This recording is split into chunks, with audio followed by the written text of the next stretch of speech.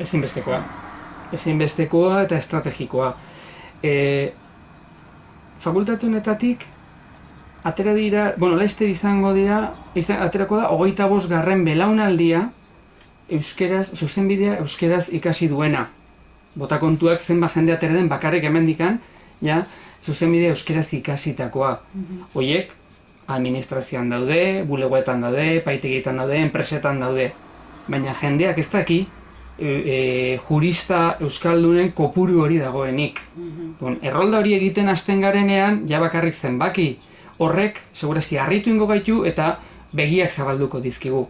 Baina gero gainera, errolda horri izena jartzen dizkigunean, arpegi jartzen diegunean, eta guk ere elkarren berri daukagunean, nik uste dut hor, errez sortuko direla harremanak, dinamikak euskeraz lan egiteko. Bakarka, denok dakigu ezer gutxi egin dezakegula eta askotan etxi egiten dugu horregatik. Baina balima dakigu alboko herrian badagoela notario bat euskaldun, agian gure herriko notarioren gana bidali beharrean gure bezeroa, jakingo dugu albokora bidali dezakegula eta hantxe burutu ahal izango duela dena delako tramitea euskaraz. Balin badakigu badagoela prokuradore bat, ez gure onduan, baina bai, gertu euskaraz lan egin dezakena, arekin egin dezakegu tratua eta harengana bideratu gure bezeroen premiak.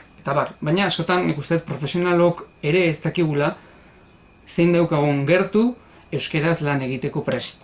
Eta errolda hori egiten dugunean eta jendeari izena-bizenak jartzen dizkigunean eta ikusten dugunean zeintzu dauden gogoz eta prest euskeraz egiteko, nik uste dut hortik bakarrik sortuko dela dinamika bat egoerari beste kolore bat edo ematen lagunduko duena.